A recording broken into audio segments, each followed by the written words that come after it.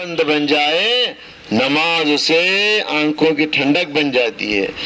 پیارے نبی صلی اللہ علیہ وسلم فرماتے تھے قرۃ عینی فی صلاۃ، میری آنکھوں کی ٹھنڈک نماز میں رکھ دی گئی ہے۔ اللہ کے رسول حضرت بلال رضی اللہ تعالی عنہ سے کہتے تھے ارحنا بالصلاۃ یا بلال، اے بلال نماز دو اور اقامت کہو، اور نماز کے لیے اقامت کہہ کے ہم کو آرام پہنچاؤ۔ تو وہ نماز یاد رکھیے ایک مومن کے دل کا سکون ہے۔ یہ غریب آدمی جو نماز کا پابند ہوتا ہے اس کے پاس جو سکون ہوتا ہے اس امیر کے پاس وہ سکون نہیں ہوتا۔ جو دنیا کا جو محلے کا بڑا امیر ہے، بڑا کروڑ پتی ہے، بڑے بڑے بنگلوں میں رہتا ہے، بڑی بڑی سواریوں میں گھومتا ہے، مگر اس کے پاس وہ سکون نہیں رہتا جو سکون جھوپڑی میں رہنے والے غریب کے پاس ہوتا ہے۔ کیوں؟ اس لیے کہ یہ نماز کی پابندی کرتا ہے اور وہ نماز کی پابندی نہیں کرتا۔ یہ نماز پڑھ کے اگرچہ کہ دنیا کو ویران کر لیتا ہے لیکن اپنے دل کو آباد کر لیتا ہے، اپنے آخرت کو آباد کر لیتا ہے۔ ایک بادشاہ گزر رہا تھا، راستے میں ایک اللہ والا فقیر اس سے ملا۔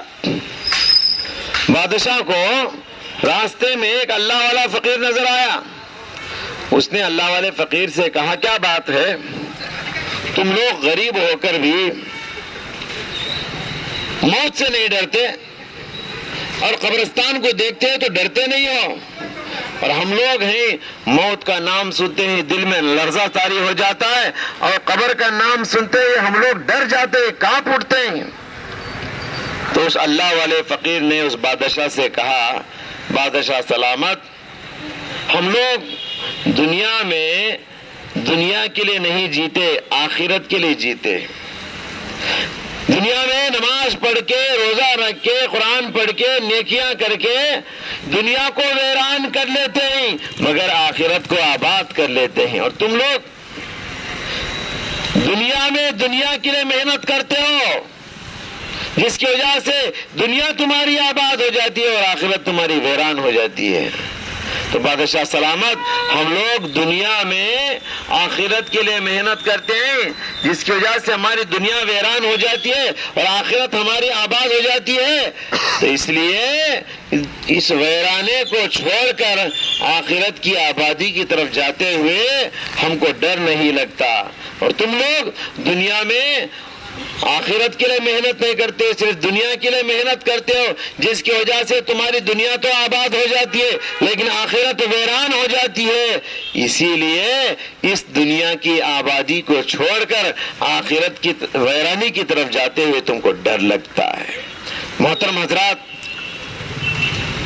کبھی زندگی میں کبھی بھی نماز کو فراموش نہ کرو۔ دنیا کا نقصان کر لو مگر نماز کا نقصان نہ کرو۔ دنیا کا گھاٹا برداشت ہے مگر نماز کا گھاٹا، آخرت کا گھاٹا برداشت نہیں۔ نماز کی وجہ سے آپ کا ایک کسٹمر چلا جاتا ہے، جانے دو۔ نماز کی خاطر آپ کا ایک بیپار جاتا ہے، جانے دو۔ نماز کی خاطر ادھر حیا علی الصلاۃ کہہ کر مؤذن کہتا ہے آؤ نماز کو، حیا علی الفلاح کہہ کے مؤذن کہتا ہے آؤ کامیابی کی طرف۔ تم کامیابی کو کہاں تلاش کر رہے ہو؟ ارے کامیابی کے متلاشی ہو، کامیابی نماز میں ہے، کامیابی مسجد میں ہے۔ تم کامیابی کو چھوڑ کر دنیا کی دولت کے پیچھے پڑے ہوئے ہو۔ تو ایک مومن کے لیے حقیقی کامیابی دنیا میں نہیں، آخرت میں ہے، مسجد میں ہے اور نماز میں ہے۔ والآخرۃ خیر وابقا، دنیا کو تم پریفرنس دے رہے ہو، ترجیح دے رہے ہو، حالانکہ آخرت تمہارے لیے باقی رہنے والی جگہ اور بہتر جگہ ہے، اس کو چھوڑ کر تم دنیا کے پیچھے دنیا کر کے بھاگ رہے ہو۔ محترم حضرات، ایک مومن ہمیشہ آخرت کی طرف دھیان رکھتا ہے۔ جب قیامت کے دن جنتی جنت میں چلے جائیں گے اور جہنمی جہنم میں چلے جائیں گے، فیصلے ہو جائیں گے، حساب کتاب سب ہو جائے گا، جنتی لوگ جنتی میں، جہنمی لوگ جہنم میں جائیں گے۔ قرآن کریم اس وقت جنتی اور جہنمیوں کا کانورزیشن نقل کرتا ہے۔ دونوں کی گفتگو نقل کرتا ہے. جنتی لوگ جنت کی دریچوں سے جھانک کر جہنمیوں کو دیکھیں گے. جہنمی جہنم میں رو رہے ہیں, چلا رہے ہیں, تکلیف سے تڑپ رہے ہیں, آگ میں چل رہے ہیں, پانی پانی پکار رہے ہیں, ذرا پانی پلا دو, ذرا کھانا کھلا دو. جو جنت میں اللہ نے تم کو دیا ہے پکار رہے ہوں گے, چلا رہے ہوں گے. یہ جنتی لوگ جہنمیوں کو جھانک کر دیکھیں گے. جھانک کر جب دیکھیں گے تو جہنم میں وہ لوگ ہوں گے جن کو یہ پہچانتے تھے دنیا میں, جن کے ساتھ دنیا میں چلتے پھرتے تھے. پکار کر کہیں گے. قرآن کریم سورہ مدثر میں منظر کشی کرتا ہے کہ جنتی اور جہنمی کے پکار کر کیسے کہیں گے ما سلککم فی سقر, اے جہنمیوں تم جہنم میں کیوں چلے گئے؟ ارے دنیا میں تو تم ہمارے ساتھ اٹھتے بیٹھتے تھے, کھاتے پیتے تھے, آج ہم جنت میں ہیں, تم جہنم میں کیوں چلے گئے؟ جہنمیوں کا جواب تو سنیے, لمبے چوڑے جواب ہیں ان کے, لیکن سب سے پہلا جواب, سب سے پہلا لفظ وہ کیا کہیں گے ذرا سنیے. وہ کہیں گے قالوا لم نک من المصلین, ہم بے نمازی تھے جی اس لیے جہنم میں آ گئے. ہم نماز نہیں پڑھتے تھے, نمازی نہیں تھے. نمازی کسے بولتے میرے بھائی؟ جو 5 ٹائم نماز پڑھتا نا, وقت نکال کو نماز پڑھتا نا, اس کو بولتے نمازی. وقت ملے تو نماز پڑھیں گے, نہیں تو نماز چھوڑ ڈالیں گے, اسے نمازی نہیں بولتے میرے بھائی, معاف کرنا, وہ لوگ نمازی نہیں.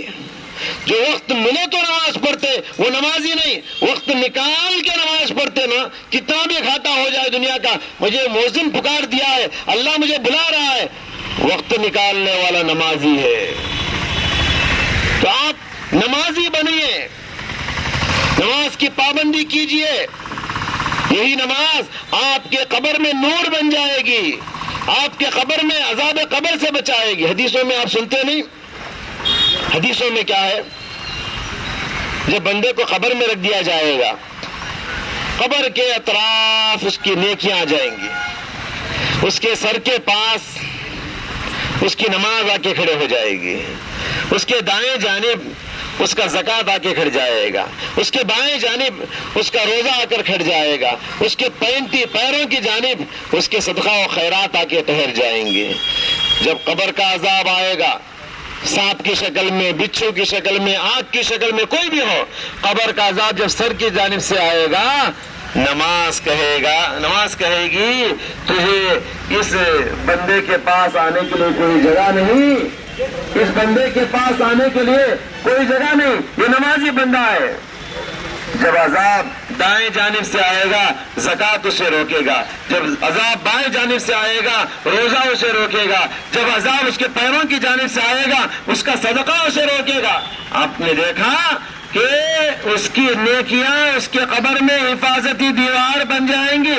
تو سب سے پہلی جو نیکی ہے سرہانے کھڑی ہوگی, اس کی نماز ہے میرے بھائی, اس کی نماز ہے. زندگی میں اتنا نماز پڑھو, نماز کے اتنے عادی ہو جاؤ, نماز کے اتنے پابند ہو جاؤ, مرنے کے بعد بھی آپ کو نماز کی فکر ہو. ایک مومن بندہ مر بھی جاتا ہے تو اس کو نماز کی فکر ہوتی ہے. ایک مومن بندہ مر بھی جاتا ہے, قبر میں چلا جاتا ہے, وہاں بھی اس کو نماز کی فکر ہوتی ہے. حدیثوں میں آتا ہے نا کہ جب بندے کو قبر میں رکھ کے لوگ واپس آ جاتے ہیں, جب منکر نکیر فرشتے آ کر اس میں روح پھونکتے ہیں, روح پھونکنے کے بعد وہ بندہ اٹھ کے بیٹھتا ہے, آنکھ کو ملتے ہوئے آنکھیں کھولتا ہے, سورج ڈوبنے کا منظر اسے دکھایا جائے گا. وہ دیکھے گا ادھر سورج ڈوب رہا ہے, سورج ڈوبنے کا وقت قریب ہے. منکر نکیر قبر کے فرشتوں سے وہ نمازی بندہ کہے گا رک جاؤ, پہلے مجھے نماز پڑھنے دو, وہ دیکھو سورج ڈوب رہا ہے. اللہ اکبر, کیا خوش نصیب بندہ ہوگا وہ جو زندگی میں نماز کی پابندی کرتا تھا, قبر میں جا کر بھی اسے نماز کی طلب ہے, نماز کی فکر ہے. معراج کے موقع پر پیارے نبی صلی اللہ علیہ وسلم نے فرمایا کہ میں نے معراج کی رات حضرت موسیٰ علیہ السلام کو اپنی قبر میں کھڑے ہو کر نماز پڑھتے ہوئے دیکھا. اللہ اکبر. یہ غیب کی بات ہے، وہ کیسا ہے ہم کو معلوم نہیں، لیکن نبی صلی اللہ علیہ وسلم کا فرمان ہے میں نے معراج کی رات حضرت موسیٰ علیہ السلام کو اپنی قبر میں نماز پڑھتے دیکھا ہے. حضرات گرامی، ایسے نمازی بنو مرنے کے بعد بھی آپ کو قبر میں بھی نماز کی طلب ہو. جو لوگ نمازی بندے ہوتے ہیں نا، ہم نے ان کو دیکھا ہے جب وہ بیمار ہو جاتے ہیں، ہسپتالوں میں چلے جاتے ہیں، ان کا ہوش بھی چلا جاتا ہے نا، وہ بے ہوشی کی نماز پڑھتے رہتے ہیں. سبحان اللہ، بے ہوشی کی نماز پڑھتے رہتے ہیں. نماز کی ایسی عادت ہو گئی ان کو، اپنے خواب میں وہ نماز پڑھتے رہتے ہیں. سبحان اللہ. محترم حضرات، ایسے نمازی بنو. وقت ملا تو نماز پڑھیں گے، ہرگز نہیں وقت نکال کے نماز پڑھنے والے مسلمان بنو. حضرت عمر رضی اللہ تعالیٰ عنہ نے اپنے زمانے کے گورنروں کو خط لکھا. اپنے زمانے کے گورنروں کو خط لکھا. کیا لکھا؟ جو مسلمان نماز نہیں پڑھتا اس سے ٹیکس وصول کرو. ٹیکس جو ہے غیر مسلموں سے وصول کیا جاتا ہے مسلم ممالک میں، لیکن حضرت عمر نے فرمایا جو مسلمان نماز کی پابندی نہیں کرتا اس سے ٹیکس وصول کرو. کہاں؟ نیچے لکھا کیوں؟ ما ہم بمسلمین، اس لیے کہ جو نماز نہیں پڑھتا وہ مسلمان نہیں ہو سکتا. جو نماز نہیں پڑھتا وہ دنیا والے اسے کتنا بھی نمازی کہے، دنیا والے اگرچہ کہ اسے مسلمانوں کے قبرستان میں لے جا کے دفن کرے، مگر وہ اسلام کی نظر میں نمازی نہیں ہو سکتا. قرآن کیا کہتا ہے؟ وَأَقِيمُوا الصَّلَاةَ وَلَا تَكُونُوا مِنَ الْمُشْرِكِينَ، نماز کی پابندی کرو، نماز کو چھوڑ کے مشرکین میں سے نہ ہو جاؤ. نماز کو چھوڑ کے مشرکین میں سے نہ ہو جاؤ. نبی کریم صلی اللہ علیہ وسلم نے فرمایا ان بین الرجل وبین بین الشرک والکفر ترک الصلاۃ، ان بین الرجل والکفر والشرک ترک الصلاۃ. ایک مسلمان یہ کافر کے بیچ میں فرق کرنے والی چیز نماز ہے. ایک مسلمان اور کافر کے مشرک کے بیچ میں فرق کرنے والی چیز نماز. مسلمان اور کافر کے بیچ میں فرق کرنے والی چیز داڑھی اور ٹوپی نہیں. مسلمان اور کافر کے بیچ میں فرق کرنے والی چیز برقع اور اسکارف نہیں.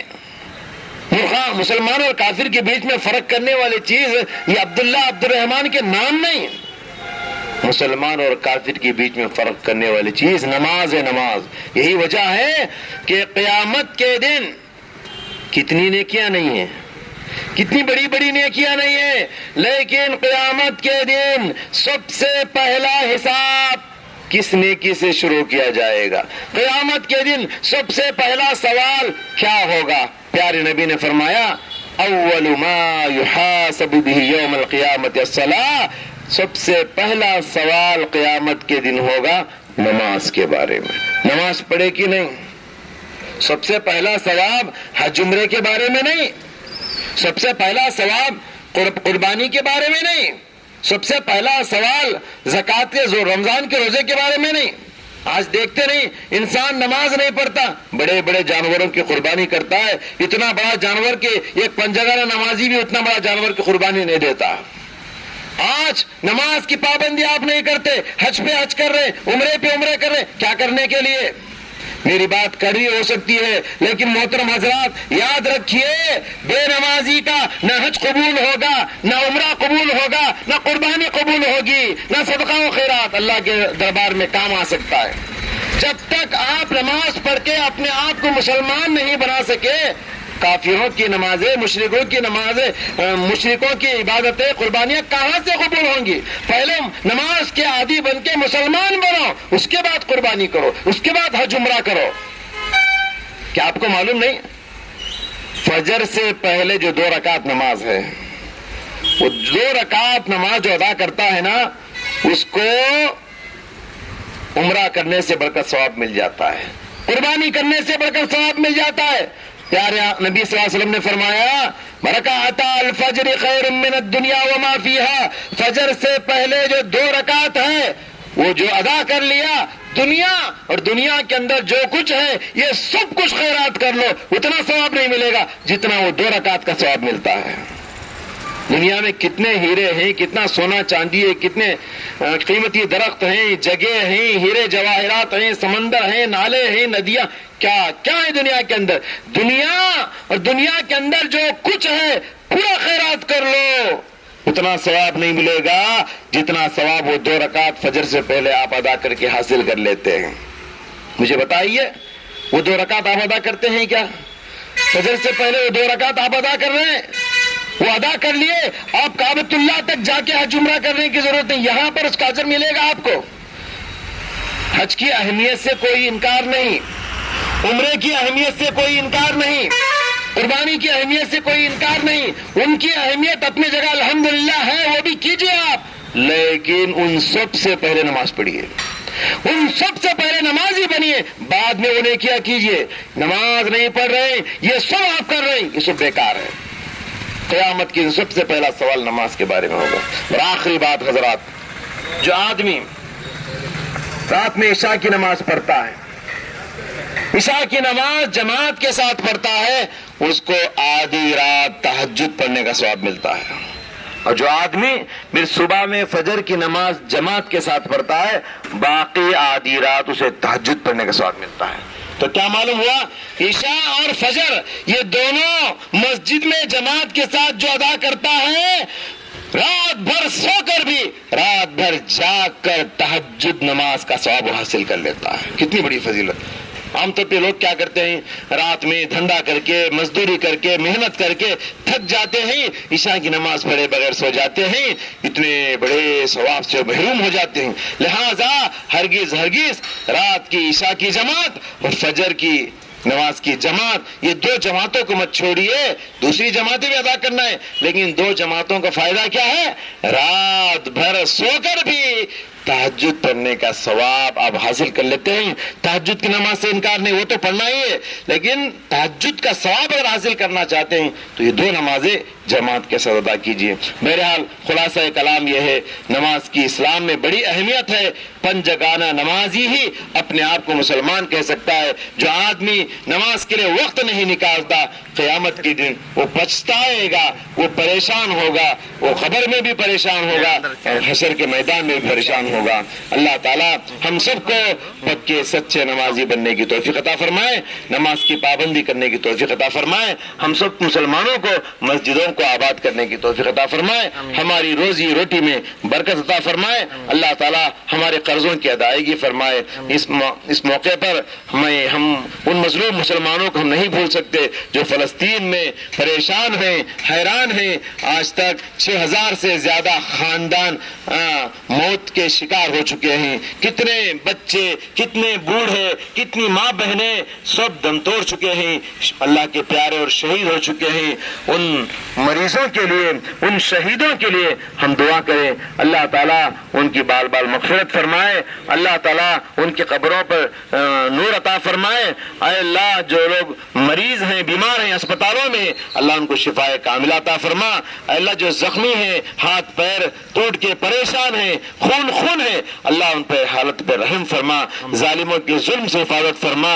اے اللہ ظالموں کے ظلم سے حفاظت فرما، اے اللہ ظالموں پر آسمان سے عذاب کے کوڑے نازل فرما۔ آمین۔ وآخر دعوانا ان الحمد للہ رب العالمین۔